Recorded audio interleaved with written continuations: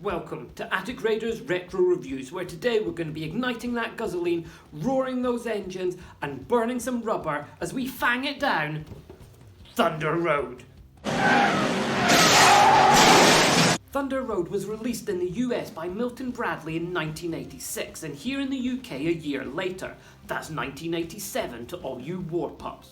Designer Jim Kiefer started work on the game when Mad Max Beyond Thunderdome was released in 1985, but based the game on the earlier Mad Max 2 from 1981, calling it Road Warrior and including imagery of Mad Max, Wes and Lord Humongous on the game board. Deciding that it would have a longer life and be a damn sight cheaper to produce if it didn't have an official entertainment license attached to it, the name was changed to Wastelanders and all Mad Max imagery was removed from the boards. Though the Rank 4 car is still clearly a Marauder Dune buggy, the Rank 5 car is clearly inspired by Max's V8 Interceptor, the Rank 6 car based on Lord Humongous's truck, and the Thunder Chopper on the Captain's gyrocopter. The Wastelanders name was of course finally dropped in favour of Thunder Road, but the original branding can still be made out on the box art of the UK release. Speaking of box art, Thunder Road has some of the nicest artwork of any vintage board game, with both the US and the UK release being painted by American artist Paul Alexander, who specialised in science fiction book and magazine covers, and was also responsible for the awesome Screaming Eagles, Crash Canyon and Zaxxon vintage board game box art. Thunder Road is a game for 2 to 4 players aged 10 and up, where gangs of survivors have to attack, race, ram and wreck their way to victory on the trademarked Switch and Link game board, effectively a rolling, never-ending road. It's all the carnage of Steve Jackson Games' 1980 Car Wars and Games Workshop's 1983 Battle Cars cleaned up and simplified for children. What more could a smash-happy Sprog want? But enough of the history lessons. Let's check out the components and see how this game plays. Thunder Road comes with 6 six-sided dice. You've got 3 yellow ones which are used for rolling car movement, 2 red ones which are used for rolling attacks, and a black one which is used for rolling bonus movement when you're on the road. We've got these 8 black car wrecks, and these have just been designed to be obstacles for you to drive around or to smash through. They've got some really quite nice detail on them, but they do however have this quite odd rectangular hole in what would be the car roof. I've seen quite a few people place these on the game board with that hole showing at the top, but that just looks really weird. They have in fact been designed so that that hole goes at the bottom to give it some stability. The coolest thing about Thunder Road is of course the cars, and we've got 12 of them here and 4 helicopters. And we've obviously got 4 different teams, one for each of your potential 4 players. Now whereas the UK version of Thunder Road only refers to these vehicles by their rank, the US version has an insert inside the box which gives a lot more details about these vehicles, gives some specifications, and it names them. It's also worth noting at this point that the American version of the game does have significantly larger components than the British version, as you can see in this comparison. Our smallest and weakest vehicle is the Doom buggy here. This is our rank 4 vehicle. You can see it's got the 4 printed on the black underside there, and this is used for speed. This is our Scout. Next up we have our rank 5 vehicle. This is the Avenger, and this is our cruiser here. It has got a rear mounted semi-automatic machine gun on the back, and you can see this passenger here. It's quite abstract looking, but he's got a gun sticking out. That's his machine gun there. This is one of the bits that you have to be careful of when you get these, that these are not snapped off. And then we have our big guy, our rank 6 vehicle. This is the Eliminator. This is a retro ram destroyer. You can see on the back here it's got this big black engine. This is a single shaft turbojet with afterburners, which gives this guy a lot of speed and power. And you can see it's got these big spikes on the front here for smashing other vehicles out of the way. And if that weren't bad enough, it's also got this front mounted 40mm cannon on here. So this guy really means business. Being rank 6, it is the most powerful vehicle, and it's just a really nice little sculpt. Now the thing with all of these though is that the people inside them, the drivers, are very abstract. They don't have any faces or real features, they're just kind of little blobs inside there. That is not so, however, with our helicopters, our thunder choppers, which are used for aerial assault. These have got a lot more detail on them. You can see our driver here, he's got lots of detail. He's not just an abstract blob. In fact, you can actually see he's even got a little face in there with eyes and a mouth. The detail on the choppers is really nice. The problem with these, however, is that they are quite fragile. It's quite rare to find them where the blades are all intact. Usually you will find that the blades snap off at these points here. This is quite common on a lot of the ones you see on eBay. And the other thing is that this point here on the tail is very weak, and you will usually find that they snap off at that point there as well and miss that whole tail piece. So if you're buying these, make sure that you try to find one which has got an intact propeller and it's got an intact tail, because these are very cool and you want them to look their best on your game board. The playing board itself comes in 2 large pieces which fit together jigsaw-like at either end, which is going to be very important because this is going to create our everlasting rolling road. The artwork on this is really nice. It's very subtle. It's not going to overwhelm you or take you away from the gameplay. There's some really nice little details on here, like craters and bridges and buildings and oil barrel emplacements. But these are all purely for show. They don't do anything with the actual gameplay. The only thing on the board you need to actually think about is these red X's where the wrecks are going to go, and these starting spots here which have colours and symbols to match the different types of car. To set up the game, the 2 halves of the board are placed together jigsaw style.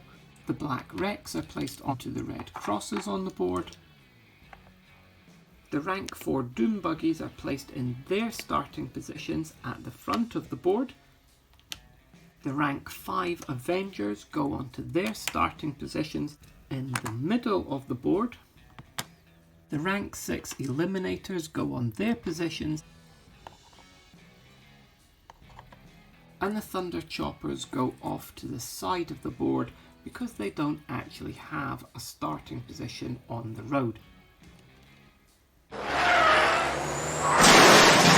So to begin the game, the first player takes the 3 movement dice and rolls them, and then decides how they're going to assign each die to a car.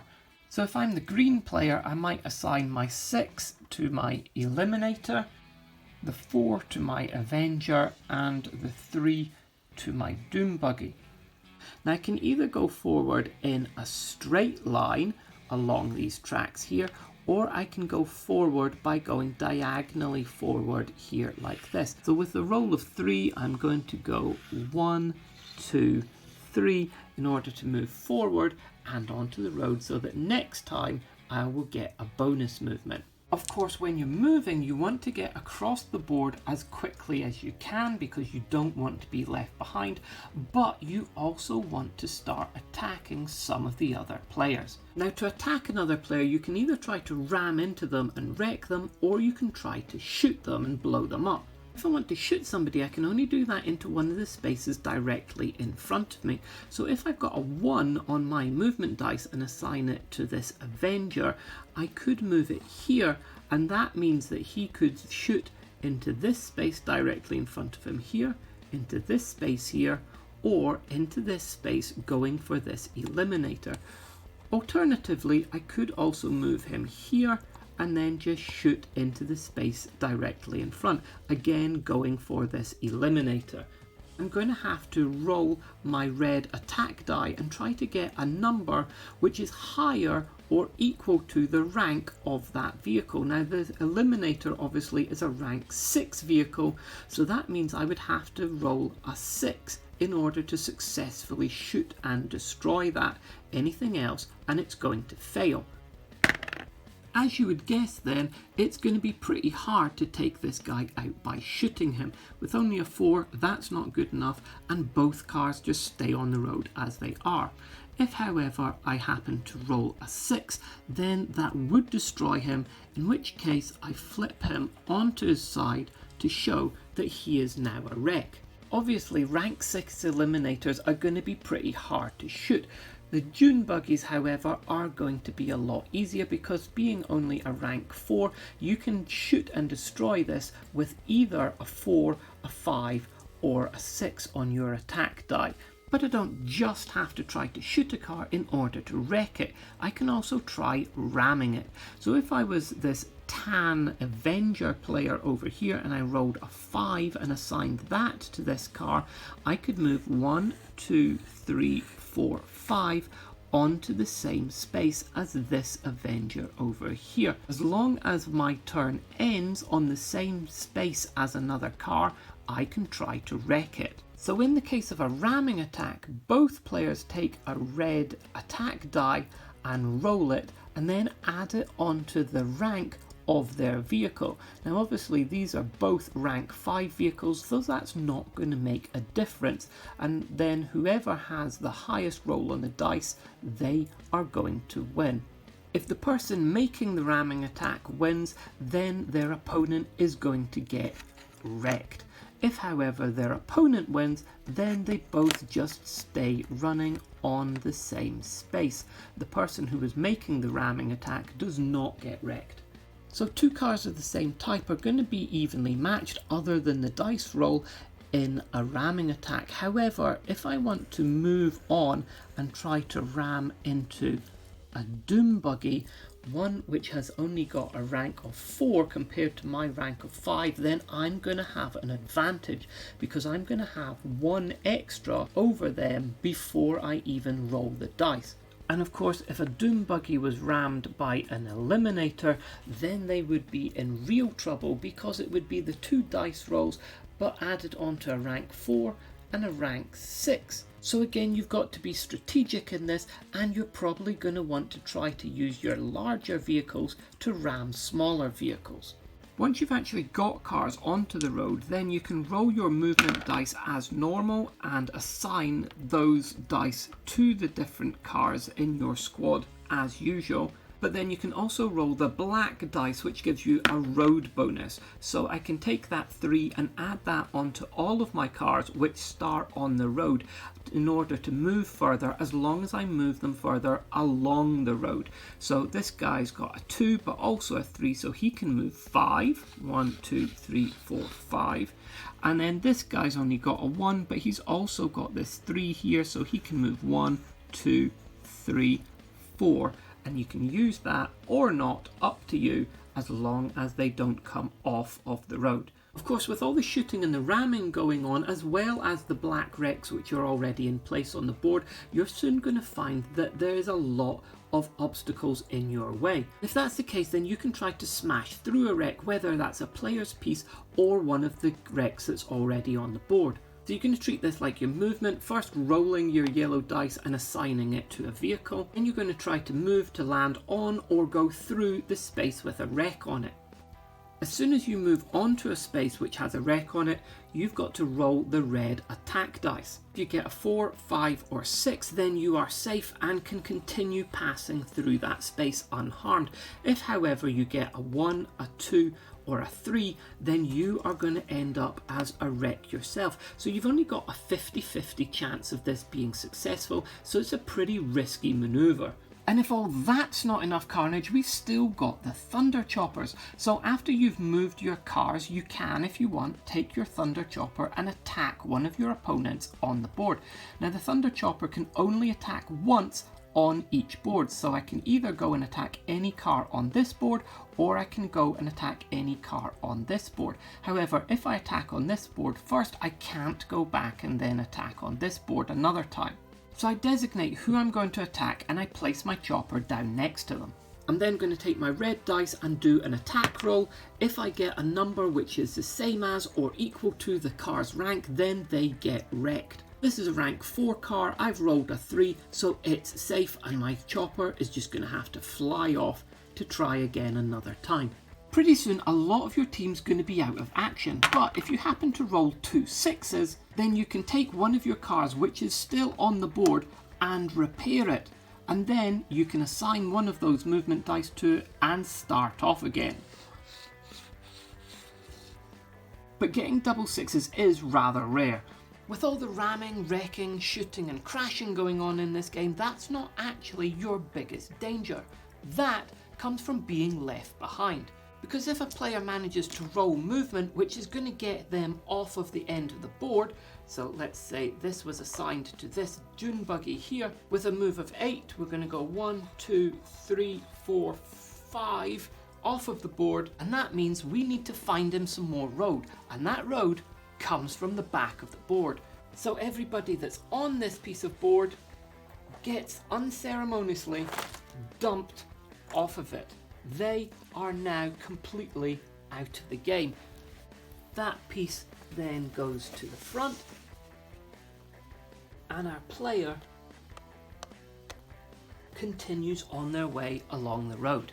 You will of course have to set up wrecks back onto their red X's,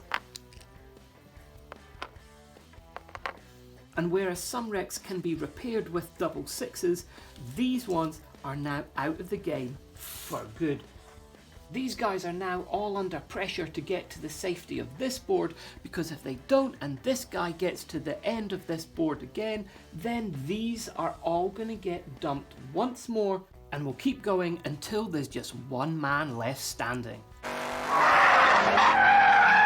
Thunder Road has a lot of different rules to it, governing shooting, moving, ramming and smashing through wrecks, so it's not the quickest or the easiest to teach. But everything you do fits nicely into a narrative theme, and that storytelling element gives a great hook to hang the rules on, making them make sense and straightforward to understand and learn. Want to shoot something? Fine. The bigger it is, the more heavily armoured it is, so the higher you're going to have to roll in order to take it out. Makes sense. Want to ram an opponent? Fine. But if you're smaller than them, then it's going to be harder for you to do that, so you're going to add less to your opposed roll. Makes sense. Of course, everything you do in this game is governed by the roll of the dice, and there's going to be folks out there who hate that randomness to the gameplay. But you know what? Life's random sometimes, and that element of uncertainty adds to the fun of this game. And it's not like everything is purely up to chance. By assigning your movement dice to different vehicles and altering your various pieces' speed and direction, you can work tactically, making best use of what fate deals you. Of course, there are some things that could be narratively improved. I think that a whacking great eliminator would find it easier to smash through a wreck than a puny little doom buggy, so giving all cars a 50-50 chance of success seems a little out of place. Perhaps adding a +1 to dice rolls for the eliminator and a -1 to the dice rolls for a doom buggy would make more sense and make it more realistic. And it strikes me that a doom buggy, a vehicle built for off-road travel, would find it easier to move across the sandy dunes than the eliminator or the Avenger, so perhaps some kind of bonus to its off-road rolls would be in place. As you can see, Thunder Road is a great game as it is, but it's got huge potential for adding house rules in order to make it the best gaming experience possible. Even just varying up the road boards by adding rocks to them to restrict movement can make the game more dynamic, variable and challenging. Given that it's been around for at least 35 years, Thunder Road has built up a passionate fan base of players who have continued to tinker with the mechanics in order to make it the best it can be. Indeed, if you check out the files section for the game on BoardGameGeek.com, there are dozens of fan-made variations to the rules available to up-level gameplay, such as special feature cards for cars, the ability to attack backwards and sideways with Molotov cocktails, or the ability to leave oil slicks in your wake. They're well worth checking out. And of course, this year Restoration Games will be releasing Thunder Road Vendetta, their updated version of the 1986 classic for the modern market, drawing on the original and quite a lot of fan-made updates as well, I'd wager. I look forward to seeing how it turns out. At the very least, it's got to be better than the abysmal 2020 Hot Wheels Thunder Road re-release, right? One last thing before we hit the road. The playing pieces in this game are really nice. They're well made and they're unlikely to break, apart from that damn chopper. From a time before 3D printing, the detail on the pieces look fantastic, but they can be lost a bit in that single colour of plastic. I happened to pick up a second set of vehicles and decided to paint them. With a bit of shading and highlighting, the detail on everything really pops, showing off the tricked out tooling to full advantage, especially on the Thunder Choppers. So, would I recommend this game? Absolutely. This is a classic that deserves a place in every vintage board game collection. If it's rip-roaring, automobile obliterating carnage you're after, you can't go wrong with Thunder Road. Well, that's it for this week's episode. I hope you've all enjoyed it. If you have, please consider liking, subscribing, and leaving a comment down below. And we'll be back next time with more vintage board game goodness on Attic Raiders Retro Reviews.